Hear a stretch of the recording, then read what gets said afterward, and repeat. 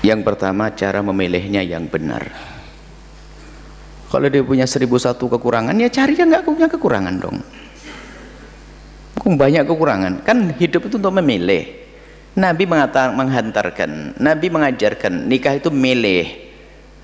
Jadi pilihlah yang dia boleh memilih cantiknya dia, kayanya dia, kemudian dia perilakunya lembut, kemudian yang terakhir agamanya. Biarpun itu terakhir oleh Nabi dibalik menjadi yang pertama, fadfar bidzatid dini taribat yadak. Yang punya agama harus kau dahulukan. Lah ini milih. Milih menikah itu memilih. Laki-laki juga milih, termasuk durhaka kepada anak itu kalau salah milih ibunya. Seorang anak dibawa oleh bapaknya karena katanya kurang ajar kepada bapaknya, kepada Sayyidina Umar. Anaknya rupanya cerdas. Khalifah, saya mau tanya, apa nak? Apakah kewajiban bapak kepada anaknya sebelum anak lahir? Dijawab oleh Sayyidina Umar, yang pertama adalah memilih ibunya yang baik.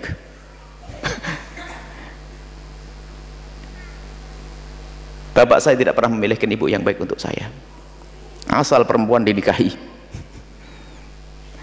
Yang kedua adalah mengajarkan Al-Quran. Yang ketiga beri nama yang baik. Namaku pun pahit namanya, nama pahit, nama tidak baik. Jadi memilih itu penting.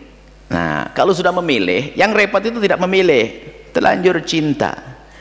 Kalau sudah terlanjur cinta, gula Jawa rasa coklat, ya orang bahlul, gula Jawa rasa coklat. Gula Jawa ya gula Jawa. Bahkan dulu pernah ada kotoran kucing rasa coklat, aneh banget ini. Ini kalau sudah jatuh cinta dulu nggak bisa memilih, itulah yang repot menyelesaikan urusannya. Tapi kalau anda normal, hati anda kosong, saya melihat dia adalah wanita yang baik, solehah, ada kekurangannya, kekurangannya akan dipertimbang. Kekurangannya apa? Ya kurang cantik, tapi dia solehah, kurang cantik, akhirnya berpikir dengan iman.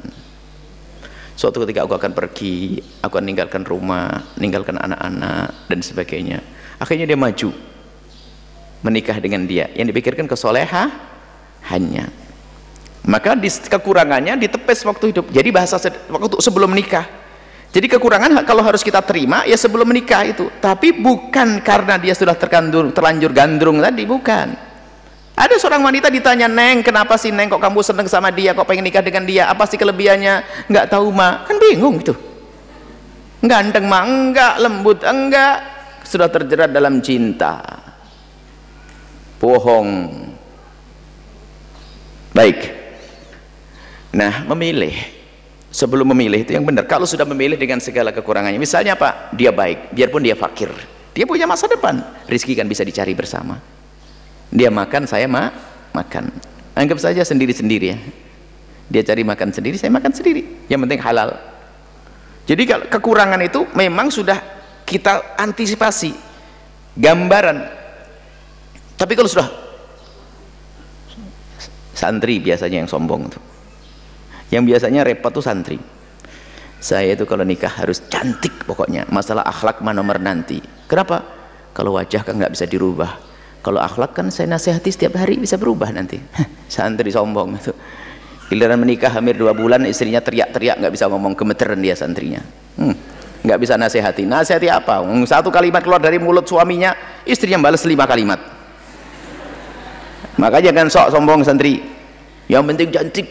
Urusan saya kan punya ilmu. Halah. Banyak ustadz itu mengkerut kalau depan istrinya, nggak bisa ngomong apa-apa, nggak akan maju. Istrimu pendukungmu untuk sukses. Kalau istri yang nggak benar nggak bisa sukses, bahkan bukan sekedar bisa sukses, nggak bisa dibesarkan. Kalau di belakangmu, hei para santri, istri yang nggak benar, pilih istri yang benar, akhlak, bisa mendukung perjuanganmu. Sama, hei ada anakku, anak gadis yang solehah, suamimu adalah imammu. Kalau kau salah pilih, kau akan ikut imam yang salah. Milih, jangan hanya terlanjur seneng. Nah, kalau sudah memilih, segala kekurangannya sudah dikira-kira kekurangannya kayak apa sih? Kalau kekurangan fisik, pikir semuanya akan berubah fisik. Yang katanya dulu mancung hidungnya, kulitnya Masya Allah, semakin tua semuanya berubah, ya kan? pada akhirnya berubah. Bahkan kalau mati busuk semua. Kalau fisik bisa, kalau sudah akhlak. Nah, bagaimana untuk mempertahankan? Ya cara memilihnya dulu. Dalam bahasa sederhana, kalau memilih pasangan itu yang melek matamu.